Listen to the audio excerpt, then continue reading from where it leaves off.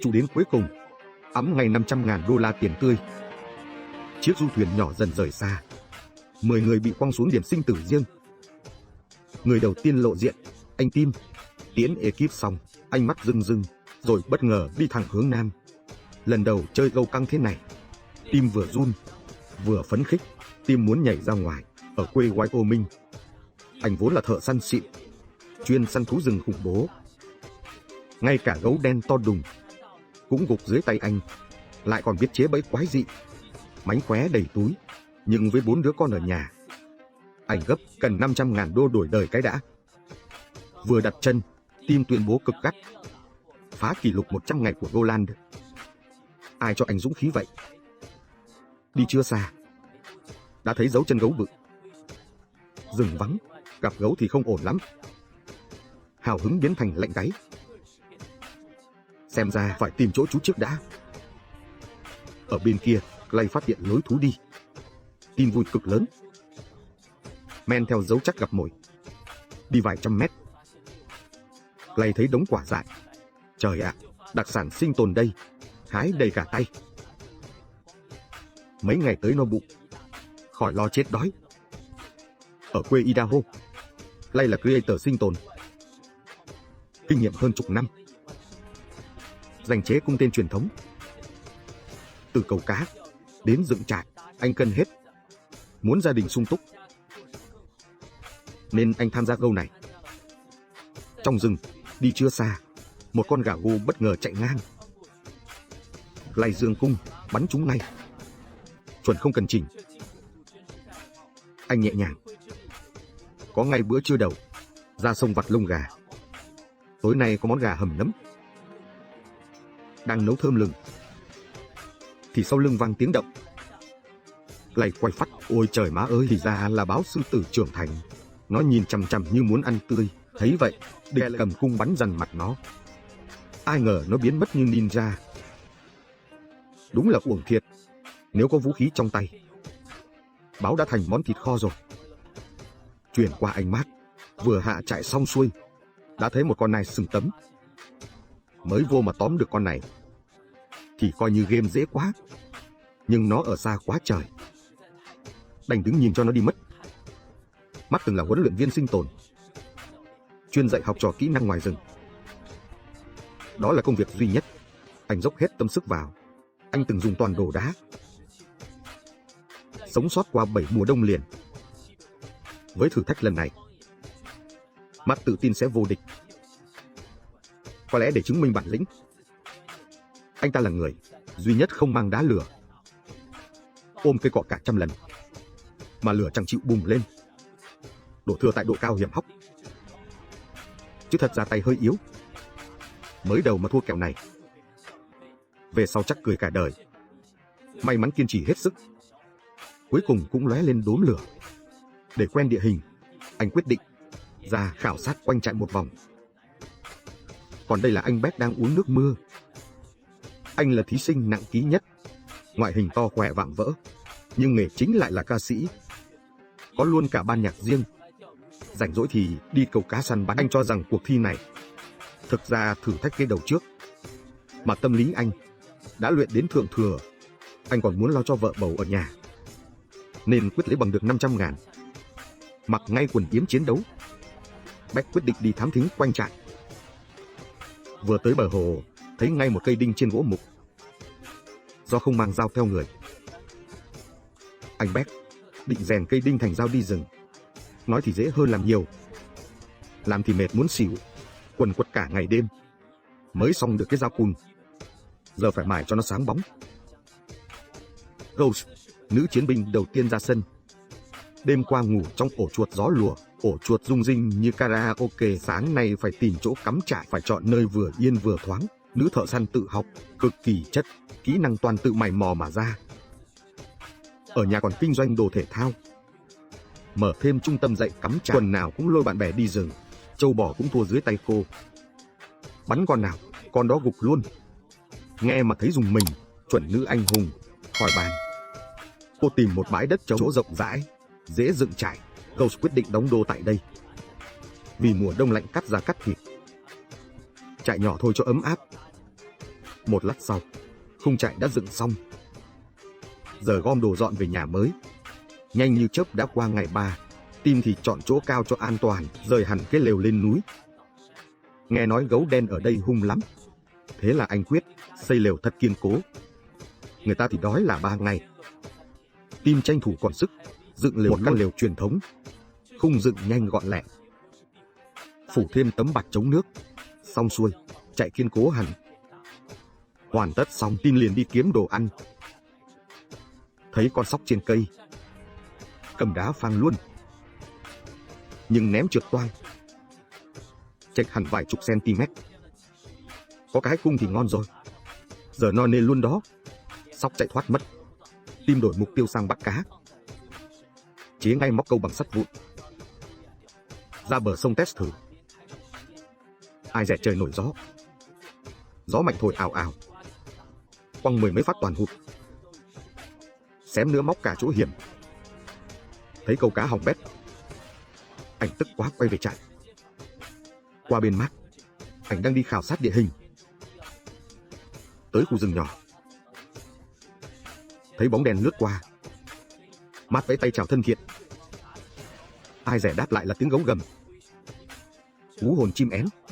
May mà gấu cũng nhát gan, lẳng lặng té lẹ luôn. Nhìn xác chim đại bàng, Mát mới thấy mình vừa suýt toi.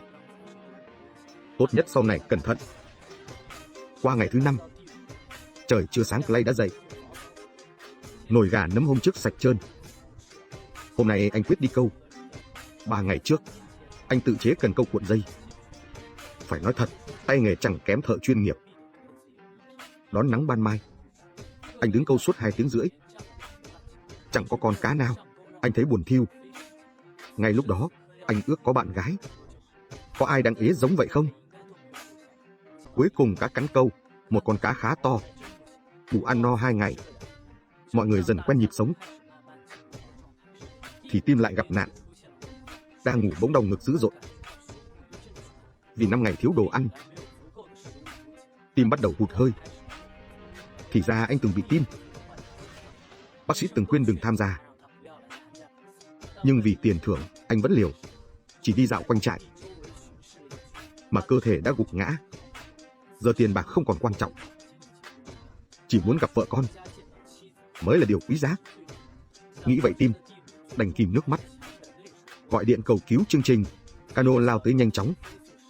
Nhân viên y tế vội kiểm tra sức khỏe anh ngay. Dưới sự dìu dắt của mọi người, Tim buộc phải rời khỏi cuộc chơi.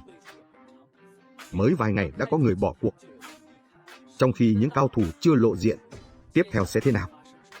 Đón xem kỳ thế nhé. Đây là vô sinh tồn thật nhất. Mỗi người chỉ mang 10 món đồ.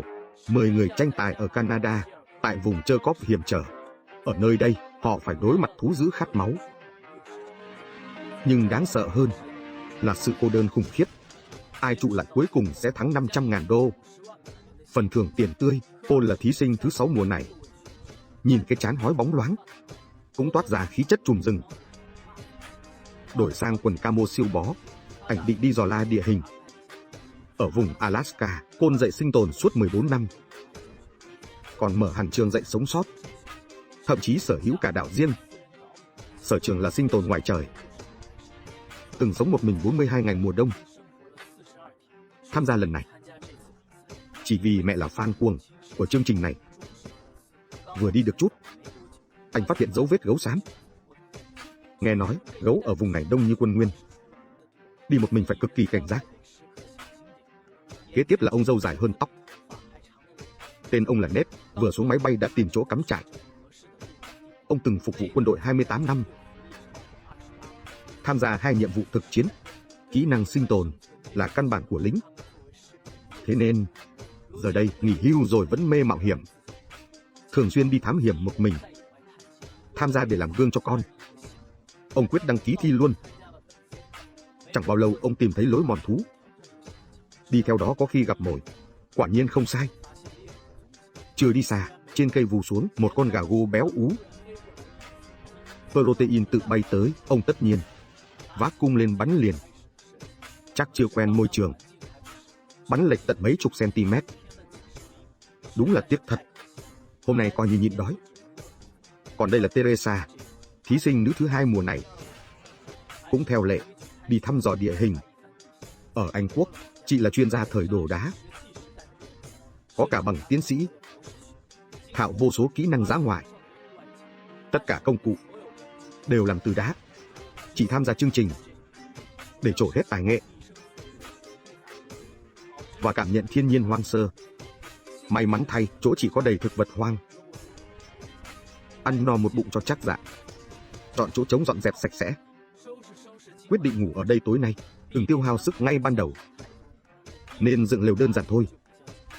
Teresa ra bờ sông, đun nồi nước sôi khử trùng. Thức ăn tạm chưa phải lo. Michen, nữ thí sinh tiếp theo, muốn bổ sung thêm ít đạm, bắt cào cào đem nướng trên lửa, rồi quăng thẳng vào miệng. Ăn giòn rụm, miệng toàn vị gà, đạm gấp 10 lần thịt bò. Michen từng sống với thổ dân 4 năm ở Alaska, học vô số kỹ năng, kinh nghiệm sống sót chất đầy túi. Ngoài ra, cô còn làm giáo viên tiểu học, từng ở lều tự dựng. Suốt 2 năm rưỡi, muốn cùng chồng sống hạnh phúc, nên quyết tâm dành 500.000 đô, đi dạo quanh hồ tìm thức ăn, nhặt được cả nắm hành rừng. Đem nấu thì ngon khỏi bàn. Còn lượm thêm cả bao gừng. Ngồi hồ vừa ăn vừa ngắm cảnh. Bỗng nước hồ lóe bóng đen. Nhìn kỹ, ôi mẹ ơi, là một con gấu xám tắm hồ. Lần đầu thấy quái vật sống. Michen đang điềm tĩnh bỗng hoảng hồn. Đùa thì đùa, mạng thì không được đùa. Nhanh rút lui trước khi gấu thấy, chạy ngay khỏi chỗ nguy hiểm. Jordan, thí sinh cuối cùng, chặt gỗ thì phát hiện đàn kiến. Nguồn protein cực chất nơi hoang dã, thịt bò cũng phải chịu thua. Anh húp vài miếng liền, vị chua ngọt cũng khá ngon. Tìm nơi yên tĩnh, nhanh chóng dựng lều trại. Quê ở Tennessee, Jordan là thợ mộc chuyên nghiệp, thích chế bẫy và nhà nhỏ. Đam mê lớn nhất là sinh tồn. Anh muốn trả nợ nhà và cho con gái yên lòng, thế nên mới tham gia. Anh định dựng lều kiểu mái nghiêng để chống gấu xám tấn công. Tường lều phải chắc chắn, nhưng việc này cực tốn sức. Chỉ còn cách cặm cụi làm dần. Trời tối dần, đang ngủ say bỗng giật mình, nghe tiếng gấu gầm gừ, một tiếng hét suýt ướt quần. May mà gấu cũng nhát, hét mãi chứ không dám qua. Sáng hôm sau, thấy dấu chân gấu quanh trại, bỗng thấy chẳng lành, phải nhanh dựng chỗ trú. Ngày thứ 6 đến rồi. Tới lượt Côn, anh chàng dự thi, không mang đá đánh lửa. Trước khi thi, đã thử cả trăm lần, tỷ lệ thành công 80%. Nhưng dừng thì khó lắm. Cầm gậy cọ miết, quẹt 3 tiếng đồng hồ, cuối cùng mới ra khói. Người ta lo dựng lều trước, anh lại tính đóng thuyền, lấy cành làm khung sườn, rồi trải bạt lên, tiếp tục ra hồ, chặt thêm cành to, gia cố khung thuyền, thêm cột trống cho chắc, dựng thêm 3 trụ phụ, đẽo luôn mái chèo. Xong xuôi mọi thứ, kéo thuyền xuống nước. Vừa ngồi lên, suýt lộn nhào xuống hồ. May giữ được thăng bằng. Lần đầu ra khơi cũng ổn. Hóa ra cũng ra gì. Lắp thêm khung trống hai bên là câu cá được. Đến Teresa, đào hầm trú nửa chìm. Cách này giữ ấm tốt. Mùa đông cũng không lạnh. Không có cuốc xẻng, chỉ gậy gộc đào từng chút. Đào cả buổi chiều, được cái hố sâu mét. Cắm cột trụ giữa hố, lót đá đổ nước giữ nhiệt, rồi vòng quanh, dựng khung lều đất. Lắp thử xem sao, không nó sập luôn. Cùng lúc đó, Michen cũng dựng lều, buộc gỗ thành tam giác, đặt thêm xà ngang, rồi phủ thêm gỗ, phủ lớp chống nước. Xong nhà rừng chính thức ra đời. Nhìn bên trong xem, như căn hộ cao, gió bão mưa to, chỗ này vẫn vững như núi. Thấm thoát đã sang ngày thứ 7 rồi. Giờ anh chàng mới nhớ, ủa chưa làm nhà. Trước giờ toàn ngủ đất, lấy trời làm mền. Anh chẳng cần nhiều, miễn mưa không ướt, thế là dựng khung đơn giản cho nhanh. Phủ bạt chống nước lên, xong nhà nhưng để có sức, phải bổ sung protein. Anh lật đật ra hồ, kiểm tra lưới câu, nghĩ tới cá, thì cá tự đến. Chớp mắt đã giật được một con cá. Quả này thì lần đầu tiên anh có cá tươi trong rừng. Mang về, anh bật bếp lửa, thêm nấm tươi, quả mọng. Bữa tiệc ngày nào cũng vậy thì ở đây luôn. Nói mới nhớ, thí sinh Erlon mùa 8 đỉnh lắm. Để sống lâu, ai cũng hóa kiến người dựng nhà rừng, kẻ xây biệt thự hoang. Có cả nhà nửa chìm nửa nổi, bạn chỉ nghĩ ra thôi. Họ đều làm được, chứ họ không biết thua. Giả sử chỉ cho bạn 10 món đồ thôi, bạn trụ quay lại ngày thứ 7. Cuộc thi vẫn tiếp, chỉ còn lại 9 người bền bỉ trụ lại. Bích dậy từ sáng sớm, chẳng hề lười biếng. Anh là thí sinh nặng ký nhất còn sót, nhưng không vì thế mà ham ngủ nướng. Mặc đồ xong là anh lại tất bật lo dựng chỗ trú mới, chặt mấy cây to, dùng làm cột kèo chống đỡ mái nhà. Rồi buộc chắc lại, khung nóc hình thành. Bên kia cũng làm tương tự cho cân, bận rộn cả sáng. Cuối cùng có khung mái. Tiếp theo, phải ra cố. Anh gom một đống vỏ cây mục, dán kín quanh tường, chắn gió chắn mưa. Vậy là gió to cũng chẳng đêm ngủ ngon hơn, phải có giường êm. Anh chất lá cây thành chiếc nệm dày, thế là yên tâm.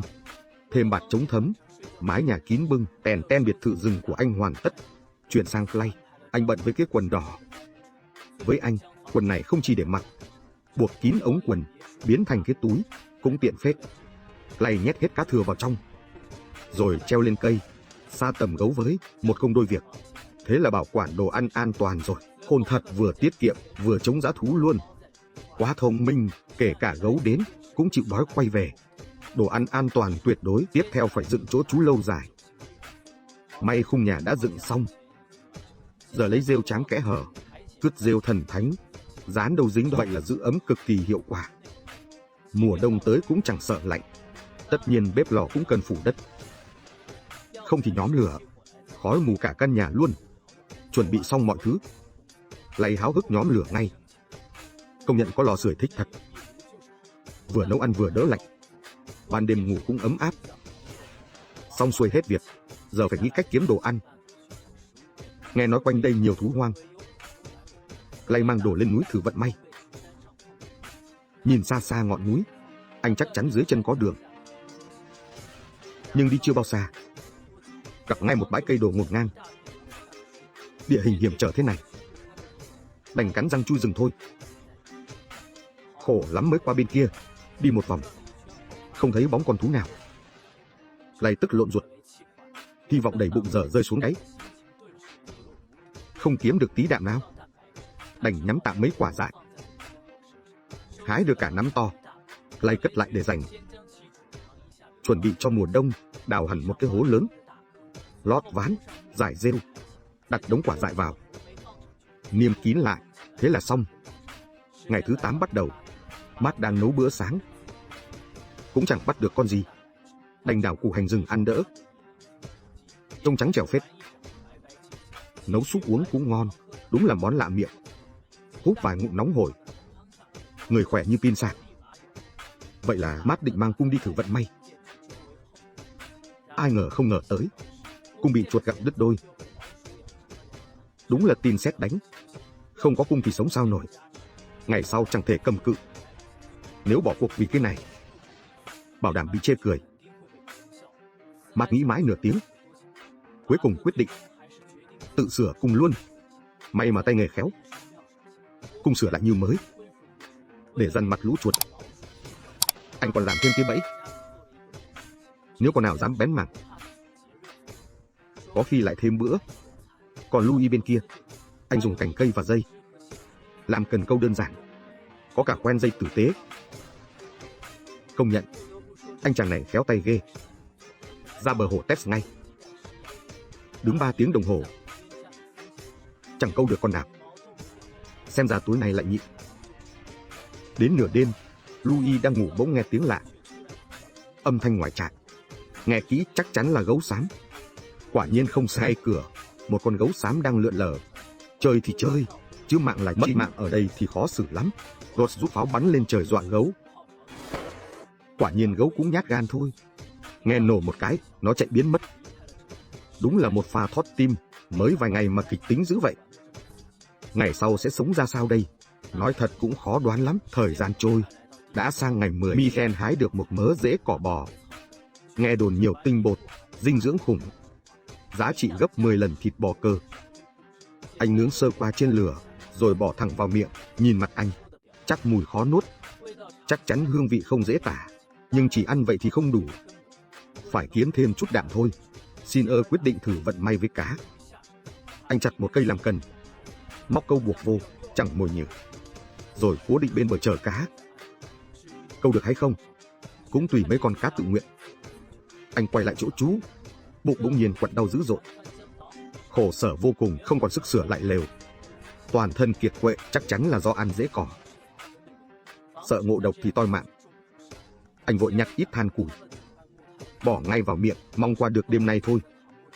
Còn sống thì còn hy vọng. May mắn sáng hôm sau, ngoài mệt mỏi chẳng sao cả. Thật sự hú vía. Suýt nữa gọi ekip bỏ cuộc, từ này không ăn bậy nữa. Rồi cũng đến ngày 12. Jordan mấy ngày nay xây lều. Anh là thợ mộc chính hiệu mà, nên khá khắt khe khi dựng. Có chỗ ở ổn thì mới yên tâm, rồi mới kiên trì lâu dài được, để bù năng lượng đã tiêu hao. Jordan lại ra hồ câu cá. Anh muốn gì thì có đó. Chưa đến nửa tiếng thôi, một con cá ngốc dính câu. Anh giật cần lia lịa luôn. Tim đập nhanh, tay run run. Anh kéo được con cá to. Nhìn kích thước mà xem, 3 ngày tới khỏi lo đói. Anh quay về trại, nấu ngay nồi canh đầu cá. Phần thịt thì để xông khói. Đợi thêm 2 ngày nữa là có cá khô thơm phức. Sau mới thấy khác biệt rõ ràng. Chuyển sang chỗ Bích, mấy ngày anh ngồi câu cá. Có lẽ do địa thế xấu, mấy ngày rồi chẳng câu được gì. Khu anh ở lại rậm rạp, chẳng thấy bóng dáng con mồi. Bắn cung cũng chẳng dễ dàng gì. Ngồi đây chịu chết à? Bích quyết định qua bên kia hồ. Dù ước chừng 800 mét, nếu đi vòng bên cạnh chắc mất hơn ngày rưỡi. Bích liều bơi thẳng qua luôn. Phải nói thật, thao tác này cũng hơi có tố chất đó nha. Chỉ nửa tiếng sau thôi, ảnh đã bơi sang bờ bên kia, nhưng cảnh tượng trước mắt làm chói mắt. Rừng bên này còn rậm hơn hẳn. Đi tay không thôi cũng mệt muốn xỉu. Nói gì đến chuyện đi săn. Ăn tạm mấy quả dại cầm hơi, rồi lại bơi ngược về, người nặng trĩu. Đúng là quá xui xẻo. Một pha bay mất cả 1 triệu calo. Về trại thì chẳng có gì ăn, đành đốt rễ cây uống cầm cự. Tài nguyên quanh đây càng ngày càng ít. Muốn có đồ ăn thì phải mạo hiểm. Không biết họ sẽ làm gì tiếp. Hãy chờ xem hồi kết. Sinh tồn ngoài hoang dã tàn khốc cỡ nào. Để dành 500.000 đô, ai cũng trổ hết tuyệt chiêu của mình.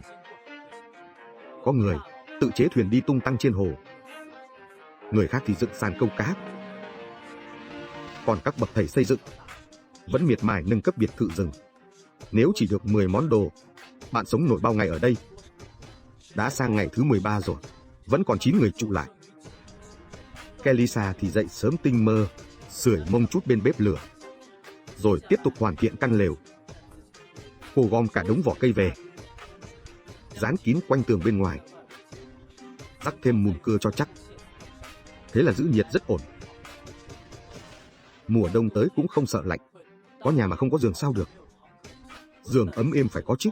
Đúng chuẩn một chiếc đệm rừng. Dựng khung giường chắc chắn, trải cành gỗ đều lên trên. Nằm thử thấy cũng khá ổn, dù kém xa giường ở nhà. Nhưng sống vậy cũng sướng rồi. Còn bên nét, nhiều ngày thiếu protein, anh bắt đầu ngồi không yên. Móc câu cứ bị sóng đánh bật. Anh quyết định dựng cả cái cầu cảng, chỉ để phục vụ việc câu cá. Nghe dễ vậy thôi, làm thì cực kỳ khó, mất tận 2 tiếng rưỡi. Cuối cùng cũng xong. Có ngay cầu cảng mini, Nết liền cởi đồ nhảy xuống. Muốn test hàng nóng hổi, nhưng vừa lội ra vài bước đã gặp chuyện bất ngờ. Cột giữa rớt cái dầm. Chưa kịp chớp mắt luôn, toàn bộ công trình tan nát. Đúng là xui tận mạng, hóa ra dựng biến khó phết. Về lại lán thôi, ngồi ngẫm lại sai lầm. Chắc do cầu thả làm ẩu quá, gặp thêm sóng gió to, nên thất bại thảm hại. Chuyện này cấm nóng vội. Đợi trời đẹp hãng làm. Cắt cành sang côn, anh test thuyền cải tiến. Sau lần lỗi trước, côn thêm phụ kiện, lắp thêm 2 cánh. Thế là thuyền cân bằng. Chuẩn bị sẵn sàng, anh phi thuyền xuống nước. Không đùa đâu nha, thuyền mới khác bọt. Vừa mạnh vừa cân. Côn test xíu cho vui. Thành công rực rỡ. Anh nhảy xuống. Lên bờ thì sốc. Xa xa có gấu xám. Nhìn chăm chăm, Côn sợ xanh mặt. Anh gào ầm trời. Tính hù gấu bỏ chạy. Kêu nát cổ. Gấu đứng chơ. Còn tiến lại gần. Đùa gì thì đùa. Chết đây thì toi. Trong lúc gấp, Côn xả khí độc. Gấu mới chạy mất. Đến ngày thứ 15, Jordan gặm cá khô. Mấy hôm không bắt được, đành ăn đồ dự trữ. Trở về lán, anh đóng thêm cửa. Loại cửa nặng nề, kéo đầy cực bất tiện. Thợ mộc chuyên nghiệp. Jordan chế bản lề. Cưa khoét miếng gỗ, buộc đúng vị trí. Lắp cửa ngon nghẻ. Tay nghề bá cháy. Nhưng vẫn thiếu. Anh thấy chưa đủ. Bẻ thêm cành gỗ. Làm tay nắm cửa. Giờ khóa trong được. Đại ca đúng chuẩn cao thủ, chi tiết nắm vững khỏi bàn. Đến phần ốc vít, mấy ngày thiếu đạm thấy thảm. Đành ăn rong biển trừ cơn đói. Từ đầu chưa câu nổi một con. Muốn tăng phần may mắn, anh đan nhánh cây làm bẫy cá. Rồi thì ném cách bờ chưa tới 2 mét. Trong mắt anh thì bẫy cá chủ yếu dựa vô duyên số. Tôi chỉ muốn nói có cá mới lạ nha. Sáng hôm sau, anh vội vàng đi kiểm tra bẫy. Như dự đoán, chẳng có sợi vảy cá. Đúng là khổ cực. Không còn cách nào chuyển mục tiêu sang ven sông. Trong những ngày đói meo, đây là nguồn năng lượng duy nhất qua ngày thứ 17. Sáng sớm dậy, nấu ngay ấm trà lá thông. Một hớp nóng, người bừng tỉnh, toàn thân đầy sinh lực. Hôm nay trời đẹp. Anh tính dựng lại bến câu cá. Nhớ lần trước sập. Lần này cẩn thận hơn nhiều. Chuẩn bị xong, khiêng khung ra sông. May quá bến không sập. Lợi dụng trời yên gió lặng, lại ghép thêm vài thanh gỗ dài. Chẳng mấy chốc, cái bến câu mơ ước dựng xong. Anh vui khỏi tả, lắp cần câu thử ngay. Trong lúc chờ đợi, anh lại nấu trà lá núi. Không có thịt ăn, đành uống trà cầm hơi. Công sức không uổng phí. 3 tiếng sau, anh vội kiểm tra cần câu. Không ngoài dự đoán, có cá cắn câu thật. Dù cá bé tí, có còn hơn không. Về tới trại, nướng cá trên than hồng. Giữ được vị cá nguyên chất. Ăn giòn tan. Đạm nhiều hơn cả thịt bò. Qua ngày 18, muốn có thêm đạm, anh chèo thuyền xuống nước. Tranh thủ trời chưa đóng băng. Có thuyền làm chuyến du lịch sương sương. Cẩn thận trèo ra giữa hồ. Thả cái lưới câu, chờ vận may đến rồi nằm khoan khoái trên thuyền, đợi cá cắn câu thôi. Từ trưa đợi đến chiều luôn. Cuối cùng được một con cá đỏ. Nhỏ hơn tưởng tượng khá nhiều. Nhưng ít ra, có thuyền đúng là sáng suốt. Chuyển sang góc trại, anh chàng bắt đầu nhớ nhà. Tên cầu đèn khắc tên người thân lên tường gỗ. Còn tự chế cái tẩu thuốc. Ngày đói thì dáng bận rộn, đỡ nhớ gia đình hơn. Lấp đầy nỗi buồn bằng việc vặt. Nhặt chút thuốc nhét vô. Hít một hơi, ui chao, phê thật sự luôn. Ra mép hồ, anh lại giải bày tâm sự trước ống kính. Khoảnh khắc này, anh cực kỳ nhớ vợ con. Có lẽ, đánh bại ta không phải thiên nhiên, mà chính là nỗi cô đơn. Tim không chịu nổi, anh ngồi trầm tư nửa tiếng. Rồi gọi điện cho ban tổ chức. Thật sự tiếc nuối. Sống trong biệt thự rừng sang xịn, đồ ăn cũng dư dả. Không ngờ đại ca này vẫn bỏ cuộc. Thu dọn hành lý, anh ra đi đầy tiếc nuối. Rút khỏi cuộc chơi mới có ngày 20 thôi. Chuyện gì tiếp theo? Chờ mà xem. Thật sự là câu sinh tồn chân thực nhất. 10 thí sinh thả giữa hồ Canada. Chẳng có giới hạn, không có ekip theo sát, ai trụ vững cuối cùng, người đó thắng. Tiền thưởng 50 vạn đô la. Không có đồ ăn thì sao? Họ cầm cự kiểu gì? Trở lại ngày 17. Vẫn chẳng tìm ra chút thịt. Quần tụt cả mấy nấc. Anh cố gắng từng ngày. Thử câu cá, câu mãi không dính. Một bóng cá cũng không. May thay, hôm tìm chỗ nước sâu gần bờ nhất. Ở đó chắc chắn có cá to. Trước khi ra trận, anh quyết làm cái vật xịn. Không có đồ nghề cá chạy mất. Một phát hụt thì toi cơm. May mà đan lưới là nghề ruột. 2 tiếng rưỡi sau, vợt siêu cấp đã ra lò. Cầm cần chạy ra hồ ngay. Thử chiến, quăng mồi 3 tiếng liên tục. Không thấy cá, chỉ thấy sóng. Sai ở bước nào đây? Nghĩ mãi không ra. Thôi, lại nhịn đói tiếp rồi. Chuyển sang ông Miguel, lật tung mấy hòn đá ven bờ. Ồ, có cả đống ốc nước ngọt. Mang về nấu trong nồi. Ốc xanh lè, nhìn muốn khóc, ăn vào thì dai dai sần sật. Đạm chắc hơn cả thịt bò. Mấy ngày câu cá toàn thua. Đói mốc mồm vẫn chưa được. Vậy nên Miguel bện cây làm bẫy cá. Nghe bảo dễ bắt hơn hẳn. Khỏi cần thả mồi luôn. Cứ quăng thẳng xuống hồ. Có ăn hay không tùy may. Quay lại trại, anh bê nguyên bếp ra ngoài. Sau vài lần cháy nhà nhớ đời. Giờ nấu ngoài trời cho chắc, an toàn mới sống lâu. Thiếu đồ nghề thì sao? Miguel nghĩ ra chiêu, ăn luôn, nước mũi bù đạm, nhưng càng ngày vị càng nhạt. Miguel mới thấy cơ thể yếu dần. Nếu cứ thế này, sớm muộn cũng tèo đi kiểm tra cái bẫy cá. Ai ngờ đâu, cái bẫy bị ai cướp mất. Bị lôi khỏi nước. Không cần đoán, gấu xám phá đấy. Hy vọng tan thành mây. Công sức bấy lâu thành tro. Đúng là thất vọng não nề. Quay về trại, Miguel tự chén liền 2 bát. Canh gà tinh thần bỏ cuộc bây giờ á. Không, ráng thêm vài hôm. Qua chỗ mát, mang mồi câu mới tinh. Anh ra hồ thử vận may. Quăng cần câu cực mượt. Mới kéo vài cái. Móc câu mắc đá dưới hồ. Đúng là đen đủi. Kéo kiểu gì cũng vô ích. Đành cởi đồ lặn xuống gỡ. Nước lạnh tê tái hét vang. Nhưng nhờ kiên trì, anh lấy lại được móc câu. Tiếp tục quăng cả buổi chiều. Không ngoài dự đoán, cuối cùng dính cá nhỏ. Dù sao con cá bé hơn cái bật lửa, nhưng nhỏ cũng là thịt. Mang về nấu nồi canh cá. Xương cá cũng tận dụng. Nhai giòn tan vui miệng, thêm năng lượng sống sót. Ngày thứ 18 bắt đầu. Đập gõ suốt mấy hôm. Anh rèn ra lưỡi dao dỉ. Cán dao cuốn dây thép. Phải công nhận, không đi thi chặt dao thì phí. Độ bén khỏi bàn.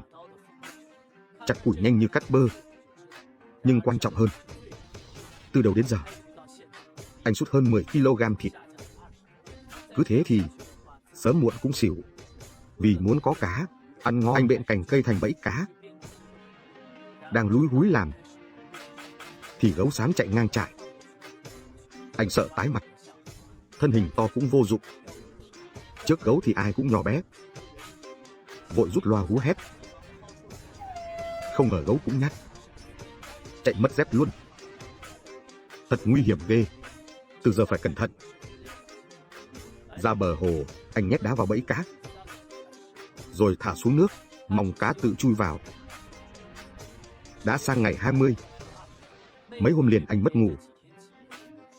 Đành đóng cái giường nhỏ, cho dễ ngủ hơn.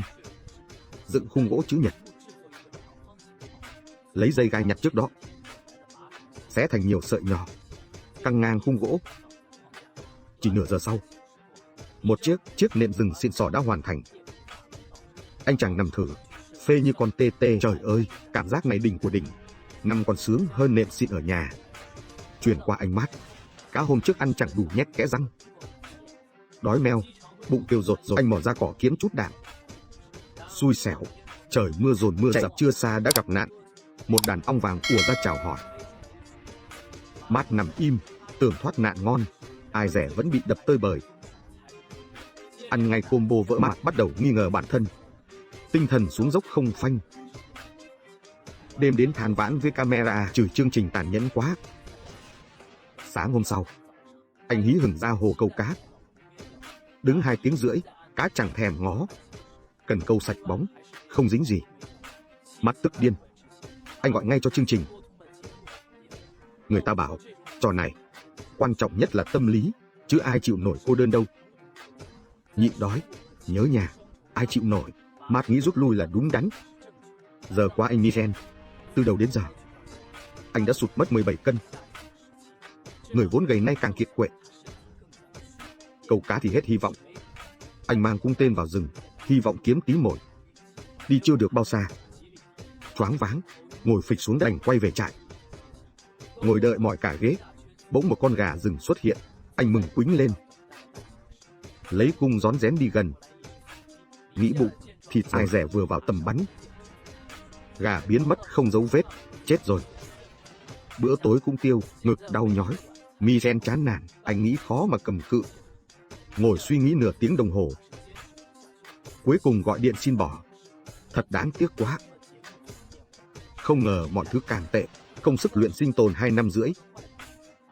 Giờ vô dụng hết. Muốn sống dài lâu, phải học bắn săn. Chứ không thì thua chắc. Michel thấm bài học quá đắt. Mới chưa đầy tháng, còn sót đúng 6 mạng. Do thiếu đồ hay thiếu não? Cứ để Trung trả lời. Quay sang anh Clee. Mấy hôm rồi chẳng vớt được gì. Thế là quyết định đi săn đại cho vui. Chỉ cần nghe một xíu động, khả năng to có đồ ăn. Lên núi soi kỹ càng, anh phát hiện bãi phân nai. Màu còn tươi rói rói luôn. Chắc chắn quanh đây có nai. Đi thêm vài trăm mét, bụi cây rung rinh. Một con nai lao ra. Tuyệt đối không được run. Run là nó chạy mất tiêu luôn. Đợi lúc nó xoay lưng, Clee liền rút cung tên. Liệu có bắn trúng không? Đón xem tập sau nha. Đây là Erlon mùa 8. Cao thủ săn mồi đây. Ảnh hạ gục con nai được 200 kg. Người khác nhịn đói thê thảm. Ảnh dựng luôn xưởng thịt sông khói. Đúng kiểu giàu protein. Ngày thứ 22, còn 6 thí sinh sống sót. Clee ra ngoài săn, bắt gặp thêm một con nai. Bắn ngay một phát. Tên lao trúng vào người nó. Tim thì loạn, tay thì run, lần theo vết máu là chắc kèo. Thấy mũi tên gãy, anh biết nai trúng thương, dù cả quá trình vất vả. Nhưng nghĩ đến bữa tối, bao mệt mỏi bay biến hết. Tâm trạng nhẹ nhõm hẳn. Về lại trại, anh treo hết thịt nai lên cây. Ngựa thú rừng, gấu đen tới cũng bó tay. Tiếp theo nấu ăn đã đời. Lấy mỡ nai chiên tim vàng ươm. Chưa kịp lâu, anh đã vội ăn ngay. Cắn một miếng thôi, trong mềm ngoài giòn. Thịt không hề dai. Bổ dưỡng gấp 10 lần bò. Nạp cả đống calo. Ăn xong ngủ ngon lành. Quay sang anh Côn, nơi anh ấy sống, địa ngục mãi chẳng thấy con thú to nào, đành hàng ngày đi hái nhặt. Ít dâu rừng với hành dại cầm hơi, mỗi ngày tích trữ được một đống dâu to khủng, cũng đủ qua mùa đông, nhưng chỉ có calo vẫn thiếu thốn lắm. Phải tìm ra chút protein thôi. Thời gian trôi đến ngày 23, anh định ăn dâu dại sáng. Nào ngờ bất ngờ quá, kho chứa đã bị thứ gì lục tung. Một nửa chỗ dâu cũng mất. Không cần đoán, chắc gấu xám ghé thăm. Rõ ràng giờ phải kiếm thêm món khác thôi. Anh gom thật nhiều cành cây, quyết đàn thành cái bẫy cá lớn. Chỉ sau 2 tiếng rưỡi, anh đã chế xong bẫy cá bá đạo. So với bẫy người khác làm, đúng là khác hẳn một tầm. Rồi anh chèo thuyền nhỏ ra giữa hồ lớn, có thuyền đúng là sướng thật. Thả bẫy cá chỗ nào cũng được. buộc thêm cái phao nhỏ. Thế là xong, giờ chỉ cần chờ cá tự đến. Chuyển sang phía Teresa, trời lạnh dần từng ngày. Anh ta chuyển vào nhà nửa hầm. Tự xây, nhưng vì thiếu ống khói. Khói bốc đầy căn phòng, chẳng vui vẻ gì đâu. Khí độc hít nhiều thì toi, phải nhớ, có hai mà nhiều thì chết gấp. Để an toàn hơn, anh quyết xây một cái lò sưởi. Vác đá to từ bờ sông, xếp ngay ngắn theo khe chừa sẵn. Chỗ hở thì chét bùn. Một lát sau thôi, đã có ngay lò sưởi ngon lành. Nhìn kỹ thuật xây mới đỉnh. Thử nhóm lửa, khói hút cực nhanh, như lắp sẵn máy hút khói vậy. Giờ thì chẳng lo chết ngạt. Quay sang Ned, vì thiếu protein lâu ngày. Mặt anh hóp lại thấy rõ. Tóc ít còn lại là chút kiêu hãnh cuối cùng. Anh ra bờ hồ kiểm tra bẫy cá. Vừa bước lên sàn gỗ, thấy cá mắc câu thật rồi. Nhìn kích cỡ cũng không nhỏ, nhưng ngay khi sắp kéo được lên, đến lúc nguy cấp, anh tung chiêu rồng quẫy đuôi trốn thoát. Làm Ned tức sôi máu, miếng mồi tới miệng lại chạy mất. Đổi ai chắc cũng phát điên. Về trại thôi, Ned chỉ biết uống trà lá thông để hạ cơn tức, rồi bình tĩnh ngẫm lại lỗi ở đâu. Đánh cá khó quá, chắc thiếu đồ nghề xịn. Thế là nhanh tay đan cái vợt cá, xem thử cái này có ăn thua. Ngày thứ 23 rồi. Lay dậy sớm, đi kiểm tra thịt nai treo. May quá treo đủ cao, thịt vẫn nguyên vẹn chưa mất miếng. Muốn giữ thịt lâu dài, Lay quyết định làm hẳn một cái lò xông khói, xem nhiều mùa trước rồi. Anh cũng xây phòng kho chống đạn, cấp độ cao thủ luôn, ăn nó có sức khỏe ghê. Cắm cúi làm từ trưa đến chiều. Cuối cùng xong được cái khung. Bên trong thì lắp dây treo thịt. Ngoài khe hở thì chét rêu kín, còn phải cưa cái cửa lớn. Xong xuôi, Lay cắt thịt nai thành lát dày, rồi treo thẳng vô lò khói. Nhìn cái lò sáng loáng luôn, đẹp hơn cả mấy cái nhà trú ẩn. Chuyển qua Bích, sáng dậy sớm đi coi cái bẫy cá. Không ngoài dự đoán, cái lồng trống trơn. Bích thở dài đổi cách thôi, mang lưới câu ra hồ. Thử vận may, ngồi quăng cần 3 tiếng. Cuối cùng có động tĩnh, kéo lên trúng cá thật. Một con cá đỏ 6 cân, không to lắm, nhưng cũng đủ ăn vài ngày. Đồ ngon mà, cho thẳng vô nồi nấu, không cần hành tỏi gì. 15 phút sau, cá chín thơm lừng. Bích ăn ngon lành. Đây là bữa lớn nhất từ đầu đến giờ. Cá ngon khỏi bàn, thịt mịn dai ngọt. Ước gì ngày nào cũng có. Thế thì ngon rồi, qua chỗ Ned thôi. Có đồ nghề, tự tin hẳn đi câu cá mang lưới xịn.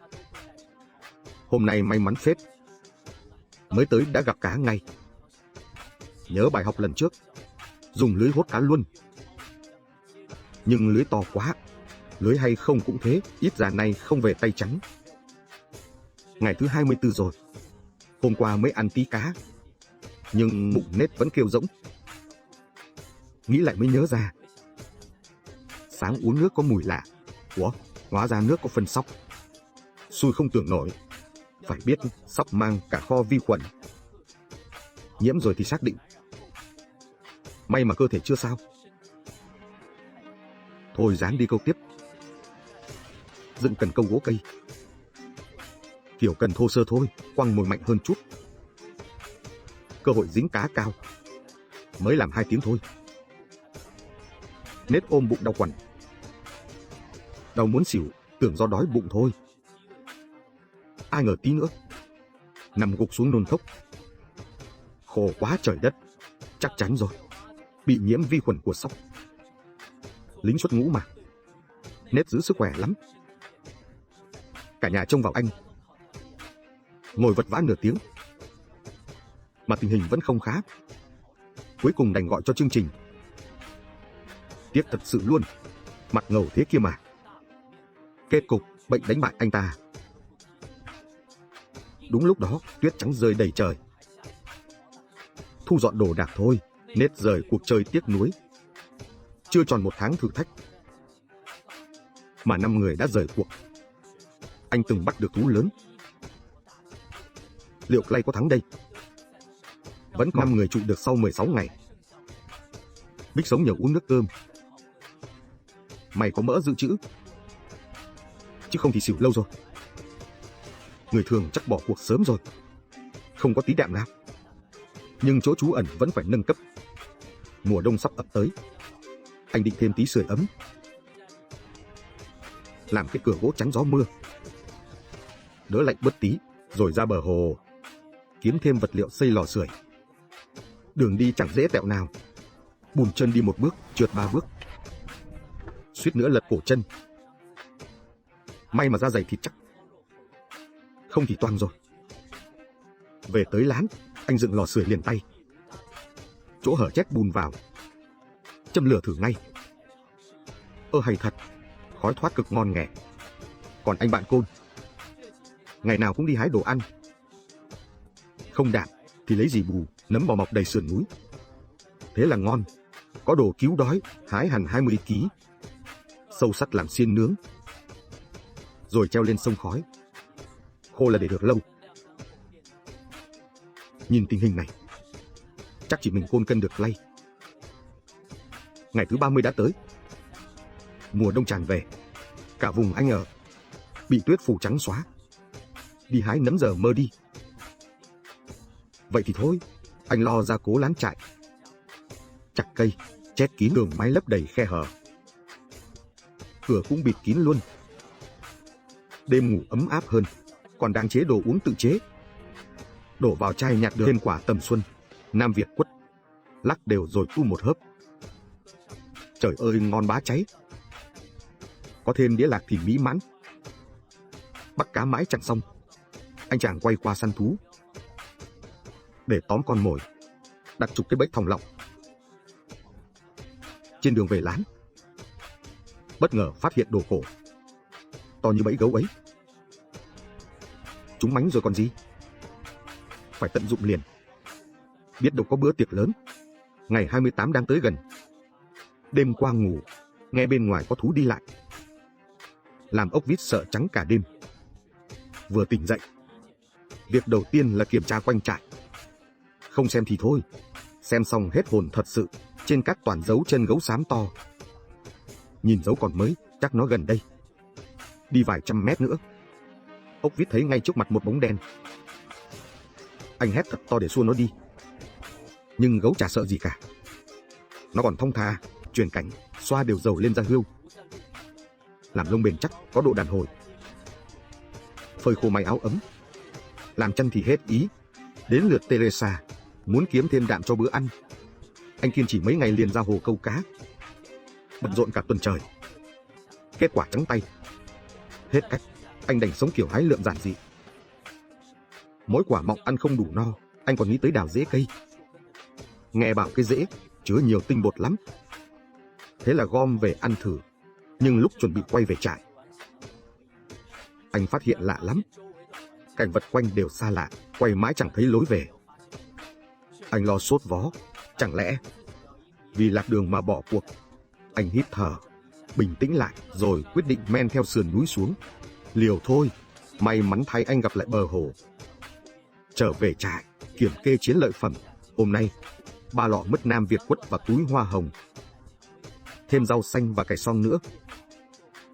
Nhìn thì phong phú đấy, nhưng chỉ đủ bù năng lượng tiêu hao thôi. Muốn no bụng thực sự, phải tính tới săn cáo. Ngày thứ 31 rồi. Teresa dậy sớm, làm cần câu tạm bợ. Muốn bắt cá, phải ra chỗ nước sâu. Khó đấy, lặn 18 mét cơ, chắc chỉ mình anh dám làm. Còn ốc vít bên kia, hôm nay đi kiểm tra bẫy. Chắc ông trời hết chịu nổi rồi. Bẫy sập được một con thỏ bé xíu. Không hề phóng đại, đây là lần đầu tiên. Anh bắt được chút protein, về trại là hí hửng nấu ngay. Không cần hành tỏi gừng gì hết, luộc thử 2 viên thỏ meatball. Ối giời ơi, ngon muốn xỉu. Hương vị đánh thẳng gáy sau, bổ dưỡng hơn thịt bò gấp chục lần. Đã sang ngày thứ 32 rồi, Clay vẫn ra hồ tuần tra. Nào ngờ dưới đất toàn dấu chân gấu. Không hề là tin tốt. Lần theo vết chân, phát hiện nó từng ghé kho đồ của mình, hốt hoảng vội chạy về kiểm tra đống sừng hươu ngay. May mắn, hòm vẫn chắc chắn, thịt vẫn còn nguyên si, nhưng phải đề phòng lần sau. Nên lay tính lắp báo động mini, cố định cái kèn chống gấu lên cây, kết nối bằng dây thép nhỏ, rồi răng chịt quanh kho, bao bọc kín mít luôn. Nếu có gấu quẩy ngang, báo động vang lên, anh biết liền tức thì. Kho còn cả chục ký thịt hươu, nhưng sống khắc nghiệt lắm. Ăn uống phải tiết kiệm, mỗi ngày chia khẩu phần rõ, mới đủ sức cầm cự. Nhưng ăn thịt hươu hoài cũng ớn, phải tìm thêm đạm mới. Thế là chuyển qua nhắm cá. Nhưng luật cấm xài lưới 45 ngày, nên giai đoạn đầu siêu khó sống. Câu bằng cần khó trúng cá lắm. Ngồi cả 3 tiếng bên hồ, kết quả tay trắng luôn. Vậy với luật gắt thế này, người chơi còn lại kiếm ăn sao? Hãy chờ tập sau nghe. Ngày 32 còn đúng 5 người. Thịt hươu ăn giết phát ngán, lay thèm cá lắm rồi. Mà cá chỗ này khó câu ghê, cần câu chỉ như đồ chơi. Đang thả mồi như mọi ngày, chợt thấy bóng gì phía xa, liền lôi máy quay zoom lại. Thì ra là một con gấu to tổ chảng, mà mình thì tay không tấc sắt, gặp nó thì chạy ngay kẻo muộn. Anh bay kia vèo leo thẳng lên cây. Gấu ngửi thấy mùi trùng sinh tồn, nhìn 2 cái rồi lườm sang chỗ khác, không dám đánh rắm chạy mất dép. Ủa gấu nhát vậy hả trời? Anh nổi hứng muốn chơi lớn, lần theo dấu chân gấu chạy. Anh cứ bám theo tới cùng. Tới rừng thì tá hỏa. Ơ kìa, gấu biến mất, gần chạy mình. Chưa tới 20 mét, anh sợ tái mặt luôn. Chẳng lẽ gấu lượn quanh chạy bấy lâu? Chơi thì chơi chứ đừng dại dột, lỡ mai gấu tóm thì khổ. Chưa biết chừng đâu, chuyển sang Teresa nè, từ ngày nướng lửa cháy luôn hệ thống. Anh nghỉ ngơi, trốn trại mấy ngày. Hôm nay là ngày đi thăm bẫy, hào hứng lắm luôn. Anh ra hồ từ sớm. Ai ngờ đâu, dây kéo thành que ken, phao thành đá tảng, dây câu thì rối tung, kéo chẳng nổi luôn. Nhớ cảnh suýt chết cóng. Bao công sức dựng bẫy, cuối cùng công cốc. Anh buồn rớt nước mắt, khóc như con nít. Không vì 50 vạn đô, ai dại khổ thế này. Về trại, hít thở, bình tâm, rồi tiếp tục nhặt nhạnh. Không ăn được thịt, ăn chay cũng xong. Anh đi dọc bờ hồ, bất ngờ thấy vật trắng phao dưới đất. Nhìn kỹ hú hồn, một con cá nhỏ xíu. Trời ơi, may mắn thật, có thịt ăn rồi nha. Đúng là lúc hên thì hên, không ai cản nổi. Đang tính về trại, ơ kìa, thêm cá to. Ngạc nhiên hết sức. Đi dạo thôi mà, nhặt được hẳn 2 cá. Anh em ngồi câu cả ngày khóc thét. Thấy mà cay, cá làm sạch gọn gàng. Vừa nãy còn khóc, giờ cười tít mắt. Đúng là phải cảm ơn đời. Quà tặng rừng xanh, về trại ngay, nấu ăn như nhà hàng. Một miếng cá, ui trời, mùi bay lên óc. Cá vớt ven bờ mà, nuốt kiểu gì nổi đây.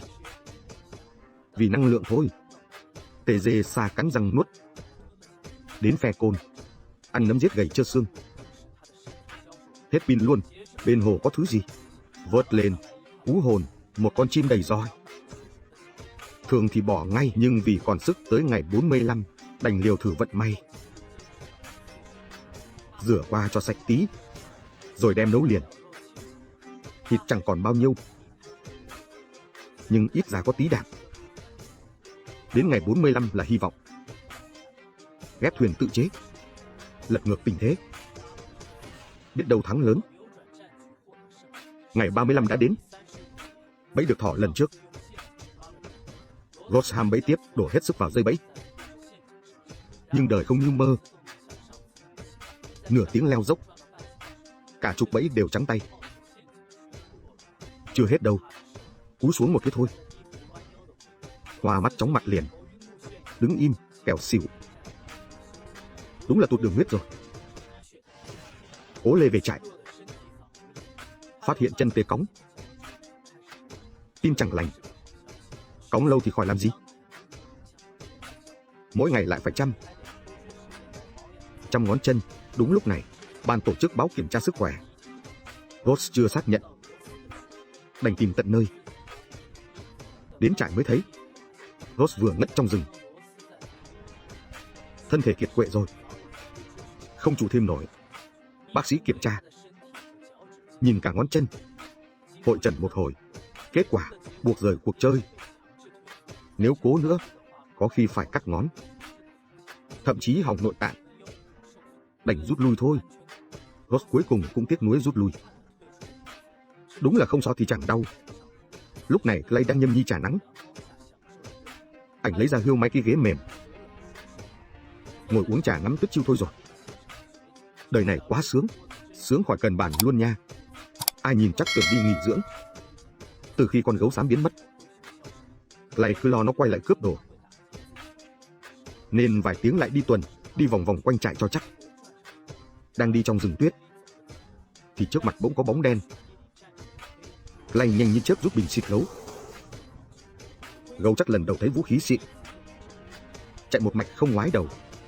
Thật quá kích thích. Clay cũng hú hồn hú vía. Cách gấu chỉ 7-8 mét thôi. Sai thao tác chắc giờ lên bàn nhậu. Đúng là dân pro có khác. Giờ con gấu chắc khỏi dám bén mảng. Ít nhất một thời gian, Vic thì là người duy nhất nhịn đói sống sót. Trụ tới giờ nhờ mỡ dự trữ, mang theo hơn 100 kg mỡ sẵn. Nên dù không kiếm được đồ ăn, vẫn lấy mỡ ra đốt từ từ. Anh mang lưỡi câu ra hồ thử vận may. Nhưng trời lạnh, cá bơi hết xuống sâu. Cần câu thô sơ không tới nơi. Đứng 3 tiếng bên bờ vẫn chẳng được con nào. Không khác gì múa gậy 3 tiếng đồng hồ. Kết quả đúng như dự đoán, tay trắng. Vic tức quá bỏ về trại luôn. Nhưng nằm vạ thì không hợp style anh. Không có đồ ăn thì đi gom rêu dán tường, gia cố thêm căn nhà cho ấm. Thấm thoát đã sang ngày thứ 38. Lúc này chỉ còn 4 người chơi trụ lại. Từ lần nhặt được cá chết bên hồ, Teresa ngày nào chơi cũng mò ra thử. Nếu không nhặt được cá thì hái quả dại ăn chống đói. Cứ ăn rau dại mà trụ tới giờ. Đã có cá chết thì chắc còn cá sống. Nghĩ vậy Teresa đan ngay bẫy cá. Dù lạnh cóng vẫn liều thả bẫy xuống hồ. Đặt cách bờ chưa tới 10 mét. Nếu hên vớ được con cá 10 kg thì kết hợp tuyệt chiêu nhịn đói, chắc chắn đủ trụ tới khi còn một mình. Thời gian trôi đến ngày thứ 45. Các đấu thủ bắt đầu dệt lưới phụ. Ai cũng chờ khoảnh khắc quyết định. Không lúc nào ngơi nghỉ, chỉ mong chờ tới giờ định mệnh. Cho đến bây giờ, trận đấu mới thật sự căng như dây đàn. Chớp mắt đã tới ngày 45 rồi. Cùng lúc đó anh xách gậy chui xuống nước, buộc chặt cái lưới dự phòng, hy vọng duy nhất đặt cả vào con cá. Ngày thường cũng có gì đâu mà ăn. Đói quá thì nhai tạm, hành rừng hăng nồng, nước mắt chảy. Muốn trụ đến cuối, phải xoay đủ kiểu. Anh còn trồng thêm hành, nghe mà sót. Biết đâu còn bám trụ thêm 2 tháng. Đến lúc đó hành thành báu vật. Chuyển qua bên Clay, anh xài lưới con gà lắm. Xuống nước thả lưới loay hoay, đúng là hơi khó cho Clay rồi. Nhưng đại ca cũng có cách bá đạo, để lưới xuống nhanh. Nghĩ ra chiêu mới, anh chặt 2 cây gỗ, ghép thành cái khung tam giác, rồi cố định bằng vòng sắt, chế thành đồ ném lưới bắn tự động. Công nhận, chiêu này chắc chỉ anh nghĩ ra nổi. Lưới đã thả xong, giờ chỉ chờ các tự bơi vô. Thời gian nhảy sang ngày 40 tâm trạng vẫn còn run run sung sướng. 看着手中10斤重的鱼肉，一条烟熏，另一条用来煮汤喝。这下看来克雷的大佬位置恐怕都不保。那么到底谁才能坚持到最后？让我们继续拭目。 Hiện giờ còn 4 đấu sĩ bám trụ. Clay biết mình đánh cá kém, thế là ảnh lên núi hái nấm. Đi vài bước, thấy ngay một cây tùng nhung bự, nghe đồn quý hơn cả nấm mối. Dinh dưỡng thì khỏi bàn cãi. Anh hốt nguyên bịch đầy, rồi chạy ra hồ kiểm tra lưới. Ai ngờ đâu, cái bẫy lưới công phu công cốc, chẳng dính nổi cái vảy cá nào. Tốn sức mà bụng vẫn lét xẹt. lại định bỏ luôn cái lưới. Quăng bừa xuống hồ cho xong, đi săn trên núi còn chắc ăn. Chuyển qua Teresa, người ăn kiêng chính hiệu trong giải này. Anh nghĩ tiêu hao ít thì khỏi kiếm nhiều, đỡ mất công săn bắt chi cho cực. Ra bờ sông coi cái lồng cá. Chưa kịp tới nơi, đã thấy lồng nhúc nhích, sóng biển hất thẳng nó vào bờ. Lại gần xem, đúng như dự đoán, ngoài cát chẳng thấy bóng cá nào. Đúng là quá xui xẻo, hết cách rồi, anh đành chuyển sang hái quả ăn. Không có thịt, sống nhờ quả giá. Những quả hồng dại cứu anh mỗi ngày. Anh gom được cả bao to, mang về trại, anh nấu thành mứt sệt sệt, rồi nặn thành viên tròn, ăn vừa ngon vừa vui. Qua chỗ Côn, anh ta có 5 ký cá dự trữ, nên khỏi lo đói kém gì. Còn rảnh làm nghệ sĩ điêu khắc, ngày ngày chơi chán ở trại, mới ra xem bẫy cá. Nhưng vừa ra bờ hồ, anh sững người. Hóa ra đêm qua bão tuyết ập tới. Chiếc thuyền cũ neo ở bờ giờ vỡ nát, chìm nghỉm. Với Côn, đây là đòn chí mạng. Không thuyền rồi, nguy cơ toang thật sự. Anh quay về trại, nấu ngay nồi canh cá bự. Mấy hôm nay tiêu hao quá nhiều, giờ phải nạp năng lượng. Mùi vị ngon cực kỳ.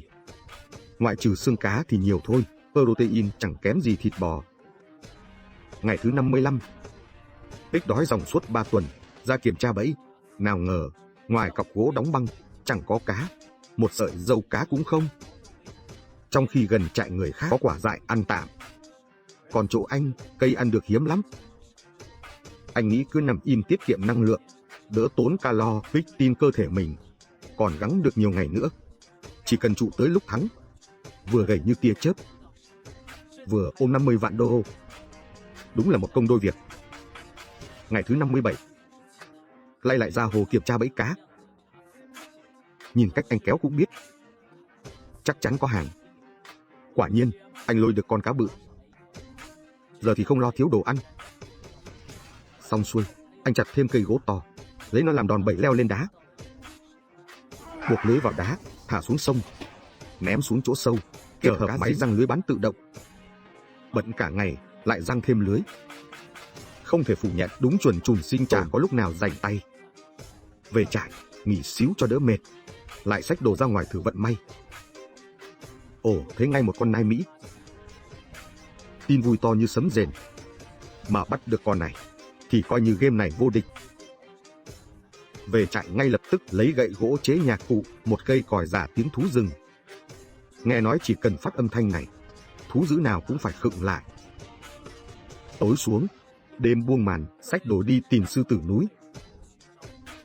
Đi rừng mãi, tìm mãi, không thấy, còn lạc đường. Ơ kìa, dấu chân gấu to tướng. Sức mạnh hai loài khác hẳn nhau. Mà luật còn cấm săn gấu nữa. Lỡ gặp, chắc chỉ còn ôm đầu chịu trận. Quay vòng nửa tiếng đồng hồ, cuối cùng tay trắng quay về trại. Ngày thứ 60 đã đến. Ăn con cá to hôm trước, người khỏe như trâu húc. Một hơi, khiêng đủ cỏ cho 30 ngày. Xong việc lại chẳng nghỉ, bắt tay đan thêm lưới mới. Lưới nhiều thì cơ hội cao, thế mới dễ bắt cá hơn. Sáng hôm sau, ông lại trèo ra giữa hồ, thả lưới mới xuống, nhanh đi kiểm tra lưới cũ. Nhưng lần này xui quá, trời càng lúc càng lạnh, cá lặn sâu dưới đáy hết. Bắt được cá giờ khó như lên trời. Đành chờ thêm vài ngày, rồi mới kiểm tra lại. Đến lượt Bích, không hiểu do địa hình hay gì, lưới ông ta giăng, chả được con cá nào. Mỗi lần đến gỡ lưới, lại tràn trề hy vọng. Kết quả toàn không quân đát. Gần như tuyệt vọng, ông kéo lưới đi 3 lần. Hôm nay coi như xong rồi. Về trại mà chẳng có gì ăn. Hết cách, đành đào hành dại ăn tạm. Cố nấu ra nồi siêu cấp hương vị. Mấy ông kia mà không bỏ cuộc, chắc tôi sắp đói lòi xương rồi. Thời gian trôi đến ngày 66, một chiếc thuyền nhỏ từ từ cập bến. Ban tổ chức đi kiểm tra sức khỏe, khám từng người một, so dữ liệu, bàn bạc, cãi nhau, cuối cùng bắt cá vua Côn nghỉ chơi. Do ăn thiếu chất quá lâu, tim mạch của Côn lúc nào cũng gồng gánh căng thẳng. Cố thêm chút nữa, có khi tàn phế thật luôn. Nghe vậy Côn rơi nước mắt đàn ông. Dù đã cố bám trụ thật lâu, so với mấy đối thủ còn sót, anh vẫn có chút lợi thế. Nhưng đem tiền đổi sức khỏe, ai dám chơi, tôi nghĩ ai cũng chọn giống Côn thôi. Thế là thu dọn đồ đạc, Côn tiếc nuối rời khỏi cuộc chơi. Thời gian đến ngày 68, chỉ còn 3 người trụ lại. 3 ngày trước, Lay ăn hết miếng thịt hươu cuối cùng. Giờ chẳng còn chút lương thực dự trữ. Cân nặng rớt thảm hại, người gầy rộc như manh xương. Anh ra hồ kiểm tra bẫy cá, nhưng sóng lớn đã cuốn sạch. Lưới rối tung vào cọc gỗ, nhìn lưới rối như ma trận. Lay đành bỏ luôn cái bẫy, đỡ mất sức vô ích, còn hơn để dành săn thú. Anh leo lên sườn núi, đặt chụp cái bẫy thòng lọng. Chỉ cần trúng một cái, cũng quyết định thắng thua. Đến lượt Teresa, anh ta bây giờ toàn dựa vào niềm tin sống sót. Mỗi ngày chỉ hoạt động nhẹ, ra nhặt củi thôi cũng hoa mắt. Chân tay bùn rùn như sợi bún, cạn pin toàn tầm nằm nghỉ còn hơn ra ngoài, đỡ mất calo vô ích. Nhưng bất ngờ thay, ban tổ chức báo khám sức khỏe sớm hơn dự kiến, tin sét đánh, khiến Teresa lại háo hức. Có lẽ mình sắp thành người cuối. Chờ đợi trong trại, anh đang nghĩ cách xài 500.000 đô. Đúng lúc đội y tế xuất hiện, cô nàng ngoan ngoãn hoàn tất mọi bước, tưởng sẽ nghe tin vui chiến thắng. Ai ngờ bác sĩ lại nói cơ thể cô ấy không đủ sức để chống đỡ thêm nữa. Để tránh tổn thương vĩnh viễn, cô buộc phải dừng cuộc chơi. Nghe xong Teresa buồn như mất ví, không chấp nhận nổi sự thật, liền trốn vào chòi, khóc thầm. Sau vài phút bình tĩnh, cũng hiểu lời bác sĩ có lý. Thà giữ sức còn hơn gục ngã, đành chấp nhận về nhà. Thu dọn hết đồ đạc, tiếc nuối rời khỏi chương trình. Ngày thứ 69 bắt đầu, chỉ còn 2 đấu thủ trụ lại. Lưới cá của Bích vẫn trắng tay như thường. Anh mất sạch niềm tin câu cá. Đang định về trại thì thấy bên bờ sông có quả. Một chú cá nhỏ chưa tới 3 cân, anh mừng như trúng vé số. Cá bé nhưng vẫn có thịt. Xử lý gọn rồi mang về, cho lên bếp bắt đầu nấu. Áp chảo vàng giòn 2 mặt, ăn kèm chút hành dại sót lại. Dù khó khăn nhưng vẫn sang chảnh. Ăn uống có nghi thức mới ngon. Nạp đủ năng lượng, anh quyết định nghỉ vài ngày. Không so sánh không đau khổ. Đến ngày kiểm tra bẫy rồi, gây háo hức leo lên núi. Mấy cái bẫy trống trơn, tưởng lại công cốc thì thoáng thấy bụi cây phía trước. Có thứ gì nằm đó, tiến lại gần xem thử, là một con thỏ rừng đông cứng. Quá may mắn rồi, xem ra bẫy đặt cũng có tí tác dụng. Tiếp tục tiến lên, chẳng bao lâu lại vớ thêm chiến lợi phẩm nữa. Nên không ai bằng, có đồ ăn muốn thua cũng khó. Anh hí hửng về trại, liền chế biến món thỏ cay. Ăn một miếng thôi, hương thơm bùng nổ, mỡ béo chảy tràn, ngon hơn khách sạn 5 sau 10 lần. Bổ sung hàng vạn calo, anh mãn nguyện ngủ say.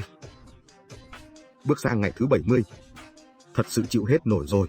Đói Bích tức quá, gặm luôn vỏ cây. Lưu ý quan trọng, chỉ ăn phần trong mềm mới được. Anh gom đầy cả một nồi, rồi cho vào nấu như món sang. Chưa tới 10 mấy phút sau, anh đã thưởng thức đặc sản rừng hoang hiếm có. Nhưng mà nếu ăn trực tiếp, cơ thể chắc tiêu hóa không nổi. Anh chỉ húp vài ngụm rồi đậy nắp, còn lại để dành sáng mai ăn tiếp. Trong khi đó, về phía dù hôm qua ăn tiệc thịt thỏ no nê, nhưng anh vẫn chẳng dám lười biếng. Ngày nào cũng phải kiểm tra bẫy.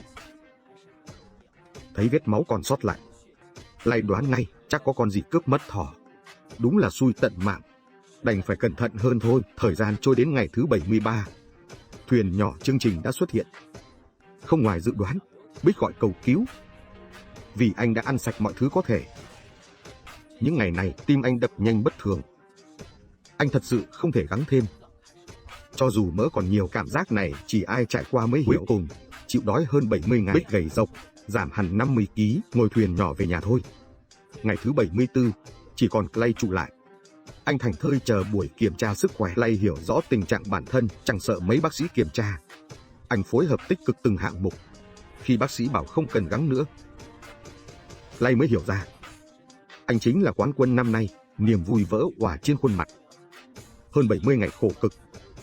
Chỉ mình anh mới thấu, giờ thì anh đã tự do thật sự. Gọi điện cho vợ con xong, Lay hãnh diện ngồi trực thăng về nhà.